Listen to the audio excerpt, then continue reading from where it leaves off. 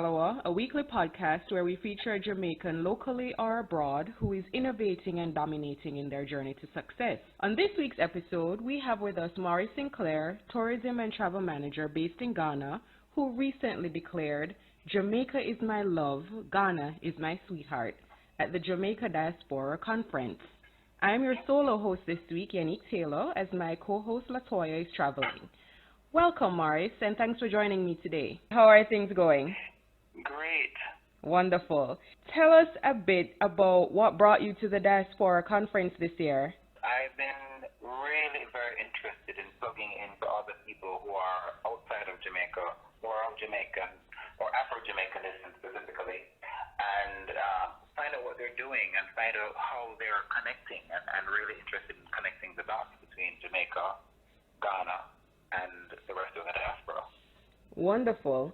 So what really brought us together in terms of inviting you onto the podcast was seeing your feature in the Gleaner where you were interviewed and you mentioned Jamaica is my love, Ghana is my sweetheart. Speak a little bit more about that. We thought that was very interesting. You know what? There's an old song that says in Jamaica, "I would like you and my sweetheart to be friends." Yes, I know it very well. Okay, well, that is a very famous Jamaican song. No matter how old you are, everybody knows that song. Yeah. So that's basically what the premise of that headline is. From the fact that, I went to Ghana, liked Ghana so much that it's so much like Jamaica, and I moved there about in 2011. And my parents live in Jamaica. I still have a place in Jamaica. I miss the mountains of Jamaica, and of course, being such a place in the world, such a household name in the world, I have my home and my heart is still in Jamaica. But I love Ghana just as much, and I go there, and I encourage everybody to come there. So that's what that was all about. Oh, okay. Take us back a bit and give us some background as to your journey to success in terms of, what has led you to do what you're doing now and brought you to Ghana as well, and the ties you're trying to make between Ghana and Jamaica. Well, to go back really far and what really, brought me here, I've always been interested in traveling and seeing the world ever since I was a kid. And fortunately, I was able to do that when I was growing up all throughout the island of Jamaica with my mom and my dad. They took us everywhere and showed us all walks of life. As well as I had the opportunity to leave Jamaica a couple of times too when I was a kid, so that was also very exciting. But I never had a chance to get to Africa. And when I was about 9 years old, I put on a display at school of all the countries that I wanted to visit. But I couldn't find anything from Ghana because there was no embassy of Ghana in Jamaica. I went to all these embassies and collected stuff. So I'd always wanted to go to Ghana. So I eventually got there and discovered, it's very much like Jamaica. And I discovered some business opportunities that, allowed me to stay and make a life out there. Wonderful. What school did you go to? I went to Wilmers. Ah, Wilmer's Boys. I have a cousin that attended there as well, and my brother went too. Okay. Yeah. You said that you got engaged in several business opportunities. Would you share some of those with us? As small as Jamaica is and as, growing, let me just give you an idea. Mm-hmm. When Jamaica's currency was $5 to $1. Wow. Is where we are now in Ghana in terms of development and growth. Because Ghana's currency is currently 5 Ghanaian cedis to $1. Wow. And if you can think of when Jamaica was at that stage and all the things that grew out of Jamaica during that time, the tourism, all of the various things. Of course, with all of the technology that we have that is much more advanced, it's not going to take that long to catch up to the current day in Ghana. So agriculture opportunities, event planning opportunities, and so on. And I saw an opportunity in that space, in the tourism space, right, to bring, events, lifestyle type excursions and curated experiences related to tourism. So that's really what I got interested in. Oh, wonderful. Can you tell us a bit more or give us an example of something that you do in your current line of work? Okay, well, one of the things that I did, which was very phenomenal, was back in 2017, I was a co-curator, co-producer for an event at Cape Coast Castle. Cape Coast Castle is where many of the slaves were shipped from Ghana, about 400 or 500 years ago. And we met a sculptor who created these concrete heads that is reminiscent of old grave markers, of the ancestors. So he made 1,300 of these sculptures, and we were able to place them all throughout the castle, and we had a monumental exhibition.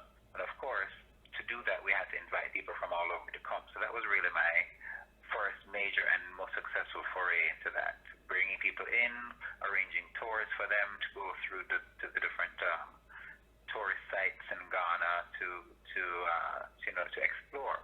And then, of course, many of them came, they liked, and they saw what they liked, and they wanted to come back. Some of them wanted to explore business opportunities. Some of them wanted to, explore tourism opportunities, and so on and so forth. So then we started working, me and my business partners started working on facilitating those types of things. Oh, wonderful. That sounds fabulous. What do you enjoy most about what you do? You know what? I enjoy seeing people enjoy themselves, have fun, and succeed. So I enjoy it when people come to one of my experiences or one of my events, and they're like, wow. I like when there's a wow factor there. See, like, wow, this is really amazing. This is really great. Or they get a chance to meet somebody that really, they can bond with and work with on something, and they really come away with something that's worthwhile for them, whether it is experience or somebody that they've met, or just something that they can really make it memorable. That's what I really like about what I do. Oh, wonderful. And what do you consider your greatest achievement to date? And how do you align that with your vision of success? You know what? It even goes farther than that back in my life. My greatest achievement to date was the ability to learn 3 languages fluently, and they are not African languages. Oh, wow.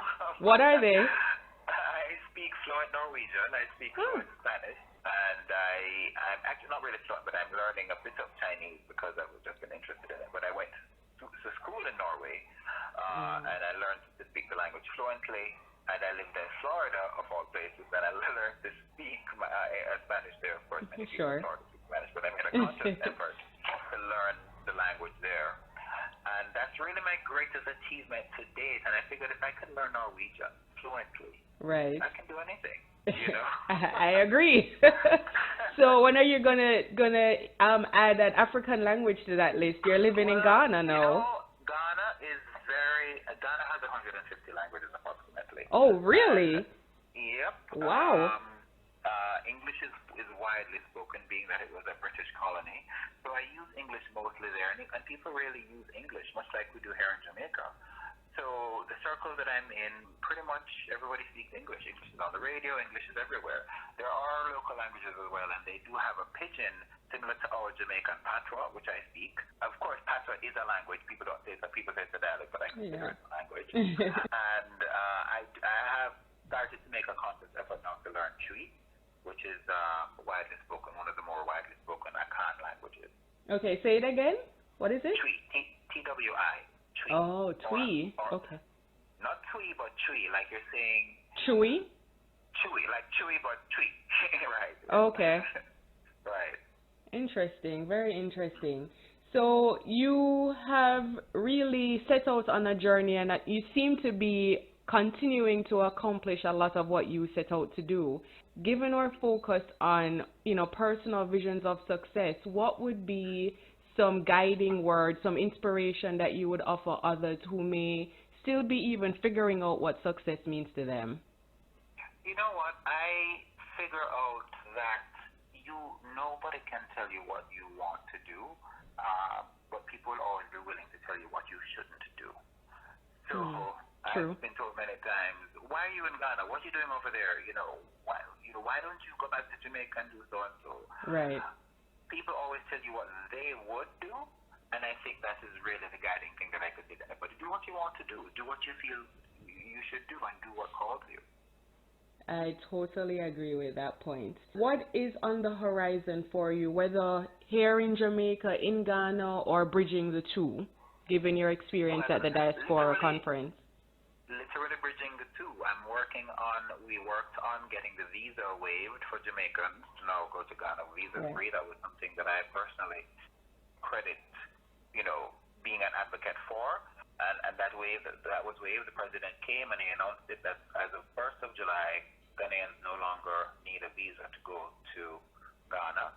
So far, many people have even contacted me and they're ready to go. I've booked a couple of people who are willing to come and wanting to check out business there. Hopefully, yourself and Latoya will be two of those people in the very near future. Well, it's funny you should say that because I was actually going to say you will likely be hearing from me within the next year because it's on my bucket list and I really am trying to go within the next 2 years at most. So definitely. I'm sorry? Off the bucket list and put it on the action list. Absolutely. I've been working down the list, so I'm not doing too badly. So I'm sure I'll get there. Well, yeah, so the next thing that I'm really working on is actually there is a bilateral air agreement signed, meaning between Ghana and Jamaica, meaning that they will be allowing non-stop flights very soon between Jamaica and Ghana. So airlines will be able to be bidding for that. I personally am working with an airline company that is looking to start or, exploring that option, which would open up the gateway from Africa to the Caribbean through Kingston and Accra. Oh, that's amazing. So as we wrap up, I'll give you the opportunity to, again, just share with our listeners why it is they should take an interest in Ghana and the opportunities in bridging Ghana and Jamaica in terms of business opportunities. Well, the first thing is there is a Ghana Adinkra symbol. Those are symbols that were left by our ancestors, created by ancestors. And you can just look at it, Adinkra symbols, and they mean certain things. And one of them is Sankofa. Sankofa means go back and get it, or don't forget where you're coming from. You can't get where you're going. And I think it's very important for Jamaicans, especially because many of Jamaican people are ancestrally based in West Africa somewhere. Many of them are actually based ancestrally from Ghana. I think it's important for people to know their roots so that they can know where they're going in life and really understand and appreciate their culture and their heritage. And that can be done, yes, through reading and all of that, but I think it's very important for, if possible, to make a pilgrimage back to the homeland, back to the motherland, and take the soul of your African ancestor back home. Very well said, Morris. Very well said. Thank you so much for your time today. You have shared a wealth of knowledge, and it has been a very interesting conversation. As I said, I know I will be in touch. The timeline is still to be determined, but I know I will be in touch and look forward to experiencing Ghana and so much more. Okay, my pleasure, Yanique. Thank you so much, and I wish you all the best with the podcast. Thank you. Thank you. Take care. Bye now. Bye-bye. You've just heard from Morris Sinclair, Jamaican residing in Ghana, working in tourism and travel management. Join us next week for another inspiring episode of Tallawah. Thank you so much for listening, and we look forward to your continued support. Take care.